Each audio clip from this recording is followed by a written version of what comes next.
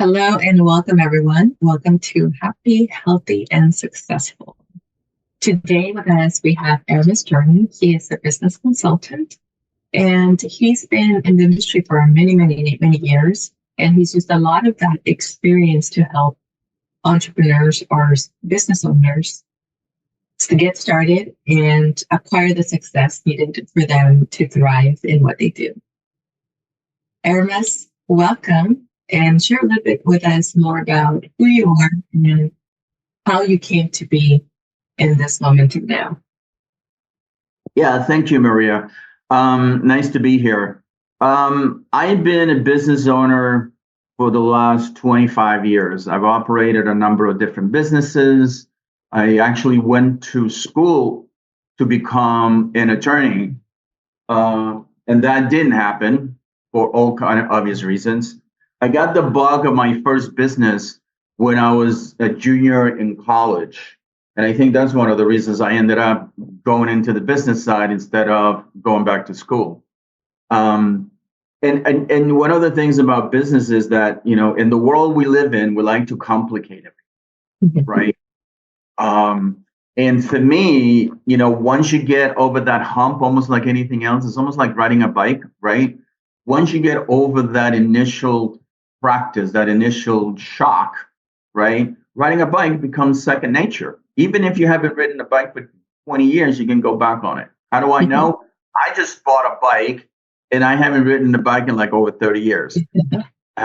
So it's one of those things that, once you're able to get over the hump, and I think that is the biggest fear. I have consulting clients who come to me and say, hey, I'm stuck. I don't know where to go with this. And it's really just about understanding where you are, where you want to get to, and just charting a course to get there. I just finished writing a book called The Peanut Butter and Jelly Sandwich. And it relates a lot, my American dream, it relates a lot to business, because in business, you have to have resilience, right? When you embark in this strange world of business ownership, you cannot find a single person that agrees with you. How do I know that? Because 25 years ago, when I first embarked on my first venture, I had a conversation with my father, and my father says, are you going to make any money on this? Right? And I was making six figures 25 years ago. So to him, it was a little weird that I would throw all that away to start my own thing. And my knee-jerk reaction to him was, Dad, I have no idea. Because that's the honest truth, right? But I did say to him, if I don't do it, I don't want to regret it. Right? So it's just one of those things that, if you talk to people who have started businesses in the marketplace, they'll always tell you the same thing. The hardest thing is just doing it, just leaping over that edge and saying, I'm going to do this. And then everything else falls into place. It's not easy, but once you take that opportunity, you become resilient in your own world of business, and you don't let anybody else hijack your dream, right? In my book, I tell people that the only thing that really matters is you. Everything else around you is just a lot of clutter, right? There's a lot of noise around us. There's a lot of noise in our society. There's a lot of noise within our immediate friends, even our family. I always tell my clients, I said, listen, you need to find a mentor, and it cannot be your wife, because you need to save your marriage, right? Because your wife will support you so much, but at the end of the day, she can't give you the advice you really need to figure out how to get this business to the next level. But we always find a lot of people around us that always have better ideas, or they're always willing to offer you advice of why something's not going to work. Right? I always tell people, I say, you know what?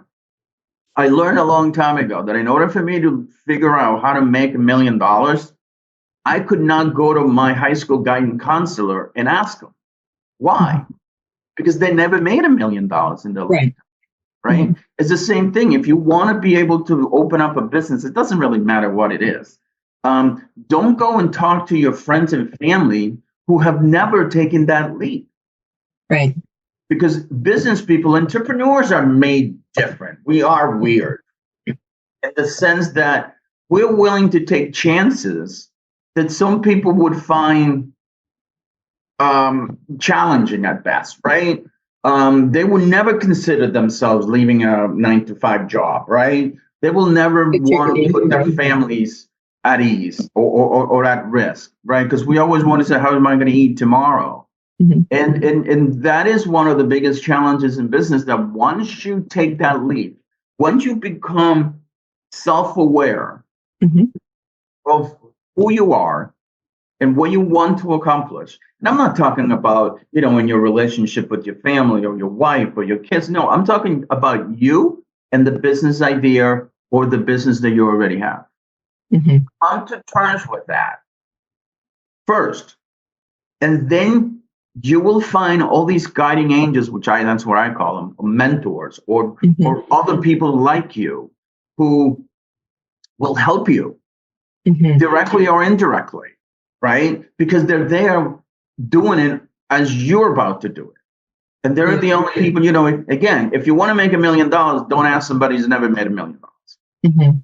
Aramis, from my point of view, since I'm in the spiritual world, what you're describing is finding your alignment, finding that thing that really inspires you, that, your mission, your purpose, that you wake up in the morning and you feel so excited to get going, so excited to start your day.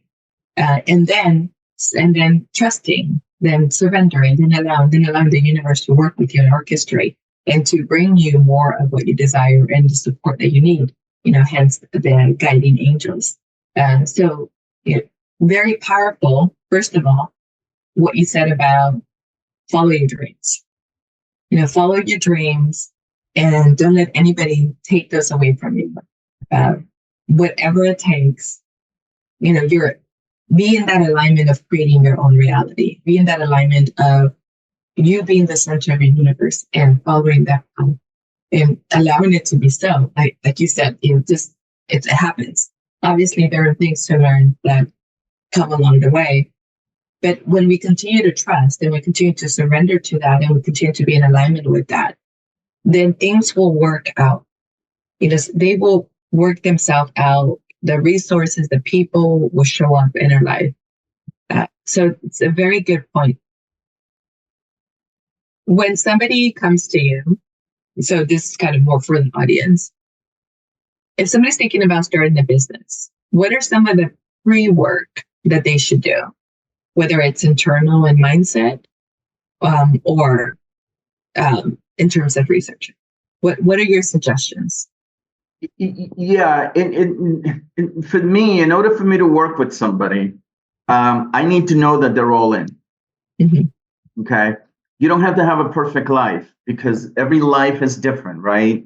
If you take yourself being, you'll always have a life with your family, mm-hmm. right? Which is different than your life with your friends, which mm-hmm. is different than your life with your wife, right? Different than your wife with your parents. And then you want to bring this little thing called being an entrepreneur and open your own business. That's a total separate life, right? Mm-hmm. So like you mentioned, your mindset is the number one thing, right? Mm-hmm. Because you have to be ready emotionally and mentally to take that journey. Is it rewarding? Absolutely. I would never, ever go back and get another job unless I want to teach because mm-hmm. that's what I like doing. At my age, I'm 58. But the ups and downs of owning a business, as you probably know, mm-hmm. right, are very challenging at best. And if you're not ready mentally and emotionally, it can cripple you, mm-hmm. right? Because we get lost in this whole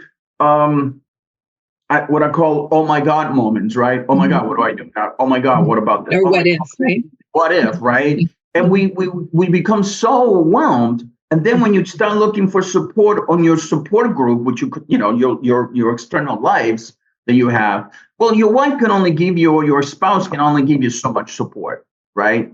But she's probably in the same boat as you are, right? Emotionally and mentally, oh my God, what are we doing? All that kind of stuff. And then you go to your friends who've never done this. What are they going to tell you? Right?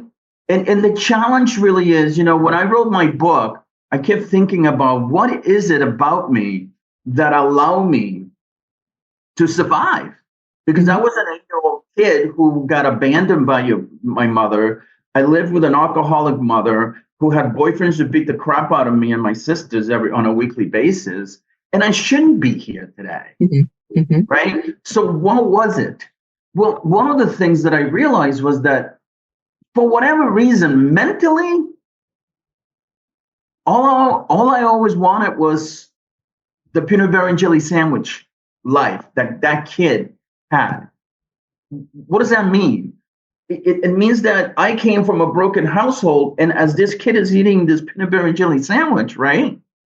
I see this kid's life, because that's what I envision, right? I envision my next goal was to try to be like that kid, have a family that cared, have a mother or father who would make him a little lunchbox every day. I thought this very deeply when I was in 5th grade, so I was 12 years old, that his life was really nice, because I bet you, and this is what I used to tell myself, I bet you his parents asked him about homework. Right?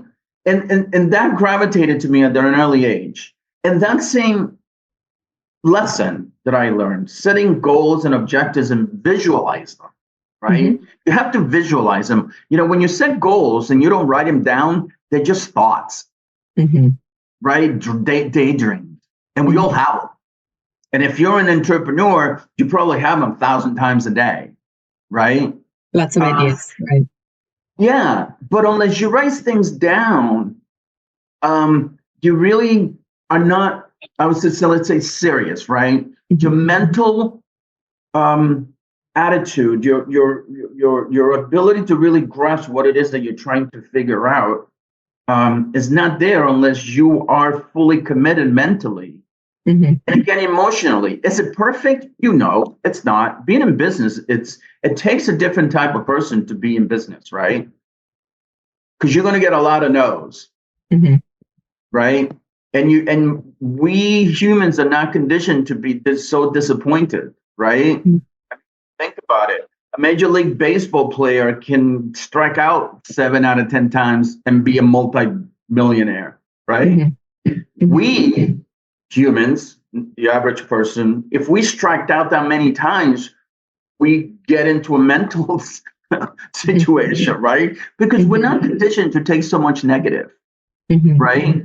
Because again, if you're not mentally prepared, right, your mindset is not set. Because guess what? Being turned down is not a bad thing, right? Every good salesperson in the world realizes at some point that they want to get to those no's, because as you get past those no's, and the quicker you get past those no's, you're going to get a yes. So concentrate on the yes and not in the no's, and you become a successful salesperson, right? Because it's a mental thing. And then once I know that you're mentally ready, everything else, it's really all about what putting pieces together, right? Right. Yeah. I want to add a couple of things to what you said. So the first one is being all in. I feel like that's really important. And that has to do with everything. I mean, being all in is really a quality, and it's a very strong quality. And that also, like being all in your relationship, being all in taking care of your health, being all in what you do, how you serve people, being all in your mission and your purpose, how you express that. So I feel like that's a really important message that everyone needs to hear, because when you're 1 foot in, 1 foot out, then the results are mediocre. You're not going to get the results that you want.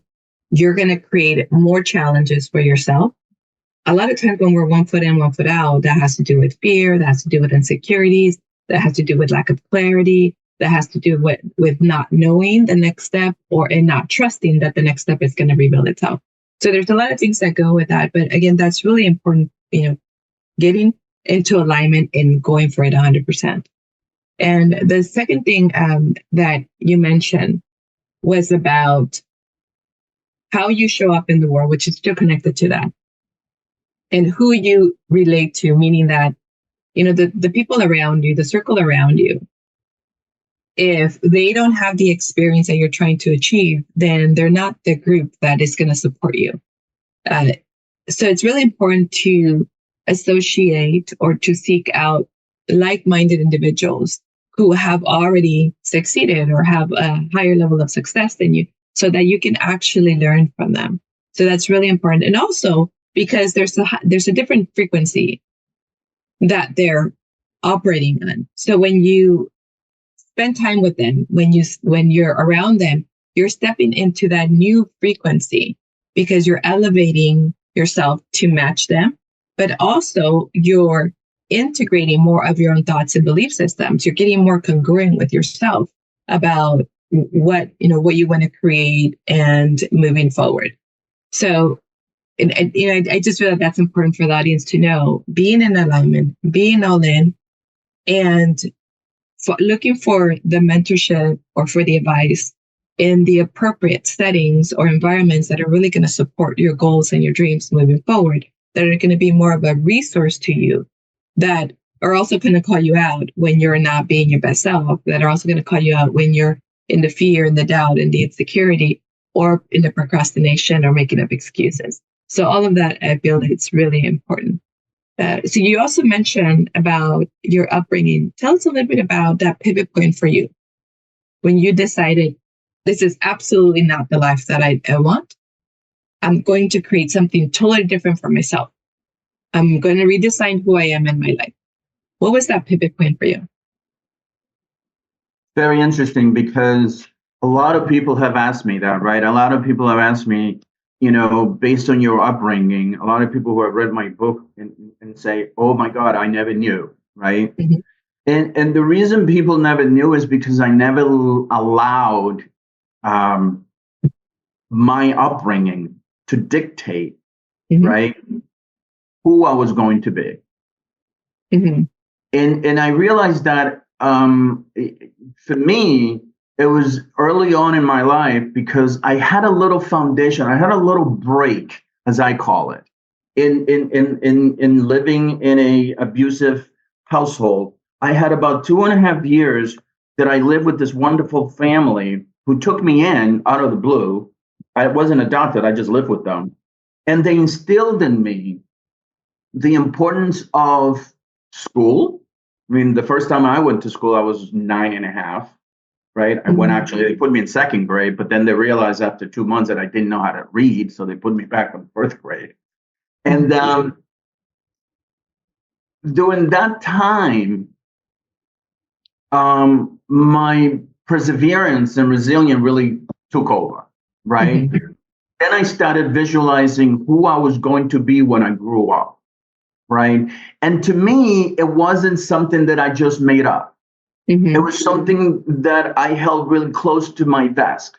And I never, and I was 12 years old at that time, and I never allowed anything that came around, whether it was my mother bringing me here to the United States, abandoned me again when I was 17, I was almost homeless, et cetera, not having any money to go to college, nothing like that. Or not even knowing the English language, because when I first came here when I was 12, the only word that I know in English was hello, right? Mm-hmm. But I never allowed, at that period of time, between the age of 9, I realized that this is who I wanted to be. And ever since then, my life has always been driven about what I want to accomplish. Mm-hmm. And it's not about money, because, people say, oh, you open all these businesses, you really don't work, blah, blah, blah, blah. And I'm like, well, it's not, my life was built around money. My life was always built about having a dream. Mm-hmm. I visualize my dream. A lot of people who have picked up my book keep telling me, we knew you when you were in high school. We didn't even know that you were almost homeless, right? Mm-hmm. Because that didn't matter to me. What really mattered to me, though, was that in 1983, when my mother left and left me almost homeless, all I kept thinking was, how am I going to finish my last year in high school so I can go to college? Because I was looking at colleges. I wasn't concerned how I was going to pay for it, because that was not, in front of me, right? Because the first thing I needed to do, and this is something that I explain my clients, is try to walk one step at a time, because that allows you to accomplish something every day. Don't get overwhelmed with life. Life is a lot to take on. Just do one step at a time, right? How do you accomplish your goal? Write it down. Then go back to it, trying to figure out what are the things that you need to do today, tomorrow, the next day, et cetera, to get closer to that goal. That's it, right? And to me, it was, okay, I need to figure out how to have a roof over my head. So I was in the process of trying to figure that out, but at no time did I allow my situation to dictate who I was. And I wasn't a victim. I tell people I was not a victim. I'm not a victim of the system. I'm not a victim of, because I'm, brown, come from Puerto Rico, et cetera, et cetera. That never dictated who I was. And if you met me, and people always say this, is, why are you so different? I mean, you're Puerto Rican, but why are you different? So I don't know what that means. I honestly don't. Because to me, I'm just me. I want to be judged by me, right? Don't label me or nothing like that. So a lot of the stuff that happened in my life, hey, it was nobody's business. In reality, it was stuff that happened to me, right? But I didn't allow it to dictate who I was going to be. And I didn't allow the situations that arrive in our lives, because everybody goes through them, to really shape your future. Your future is what you believe your future is going to be. Absolutely. And you put a plan together to get it. Now, you might not reach it. I never went to law school, by the way. But I don't regret it, because I've been very happy. I've lived a great life opening up businesses, right? And I've had the support of my friends. I have the support of my family, but I never let them really, like my father, he thought, my adoptive father, who actually ended up adopting me when I was 23. When he asked me if I was going to make any money, I put things in context, because my father never made more than $50,000 in his life. He had a third grade education. He provided for our family with 5 kids, right? But that's the world he knew. He couldn't, in his own mind, he couldn't visualize why his son will give up a 6-figure income to go start a business that he didn't know it was going to make any money. It wasn't easy for him to process that. So I limit his knowledge, right? Saw me succeed. And, the best compliment that I could ever get was that one day he said to me, because I opened different businesses, and I invited him to an opening of one of my locations. And he came up to me and said, "You never stop amazing me." Right. And that was the best compliment that I could ever get. And the reason was that in his own world, in his own way, he understood, right? I didn't ask for advice from my father about business. I always had mentors of people that I could always gravitate to and pick up the phone and talk to. That's one of the things about being an entrepreneur, that, you need to have that support system. And like I say, your support system in business is not your significant other. It's not your kids.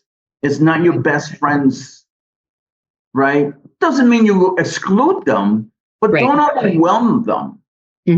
Because their lack of knowledge really is going to overwhelm them, and going to put a restraint in the relationship, because they really want to help you, but they just don't know how. Right. Aramis, you made a really great point, actually. You mentioned visualization, and I was thinking about our previous comment earlier, your previous comment earlier, when you were saying thoughts or only thoughts or ideas or only ideas unless you harness them. And that's really important for everybody to understand. You have to take that idea and make it real. You have to give it shape and form. And part of it is writing it down and begin to visualize what that idea is going to look like and allow that to become part of your reality. You know, the thoughts, the actions, the behaviors, all of that support creating that idea into an actual business. So that's really important. And decide, like you said, you decided at some point who you're going to be. So that's important for everybody to understand, is to decide who you're going to be in the world. See yourself as that person and do not allow your circumstances to define you. You're not a victim. We're not victims. We're mighty creators. We are creating in every moment with every decision that we make. So we want to understand that we come from a powerful place. And the more we focus on what's next without trying to do it all, then we can easily move forward one step at a time. We living in the moment, being in the moment now, taking one step at a time will support our growth, will support our movement forward, and will release the overwhelm, the what ifs, release the stress around us, and allow us to feel more grounded into what we're creating, grounded into the future that we're building. Very, very powerful. We have a couple minutes left, Aramis. Is there a message that you want to share with the audience first? And then secondly, how can they find you? How can they connect with you? Yeah, I think the message that I always try to, I do a lot of mentoring minority entrepreneurs and people who are just starting to figure this thing out. And I tell them the most important thing is think about you. Mm-hmm. You is what matters. Do away with all the clutter around you. Your dreams only matter to you because you're the only one who can make them come true. Mm-hmm. The work that is required to achieve the American dream, which is not gone, is still there. I'm a prime example of that. It's all about you. It's about the actions you take once you really know where you want to go. Mm-hmm. But it all starts with you. And don't forget those guiding angels. Because I wouldn't be here today if I didn't have those mentors or guiding angels, my fifth grade teacher, my coaches, my sister who passed away from COVID.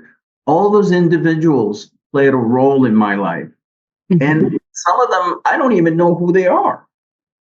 Some of them just appeared. There was a guy, I write in my book that there was a guy, because I became very sick when I was 8 years old. And in Puerto Rico, we couldn't find a hospital that was open. And this guy came out of the woods because it was about 4:00 and it was time to go home and have dinner. And he was a farmer. And he asked the questions. Very simple question. What's going on?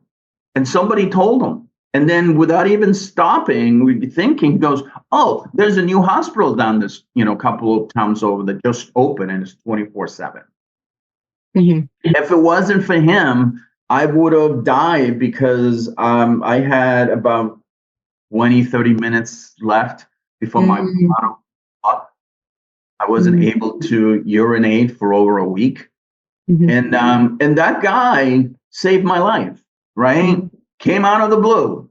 And I called him Juan Valdez because he was dressed like Juan Valdez, with the hat and the canister and a big sack of coffee over his shoulder. Mm-hmm. And, and those people appear in our lives. In what we need to do is just embrace them, especially in business, because everybody that I've ever come across who's been in business, always been a great mentor.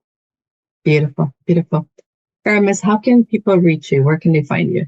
Well, you can reach me at franvise.com, or you can shoot me an email at ajordan@franvise.com, or you can just shoot me a call. It's 508-259-8956. I'm always really happy to help people. My wife always says, oh my God, you're helping another person. How many people can you help in a lifetime? I said, as many as I have to. Beautiful. Love that. Love that. Well, thank you so much. It was a pleasure having this beautiful conversation with you. And much success to you. And I look forward to hearing more about you as time goes on. Yes. And I want to plug my little book because I think it makes a huge difference in people's lives. Searching for My Peanut Butter and Jelly Sandwich, My American Dream. It's available on Amazon. And I'll send you a copy. I just need your address. Thank you. Thank you. I will share that with you. Thank you, everyone. Thank you for joining us. Lots of love. Namaste. Thank you, everyone.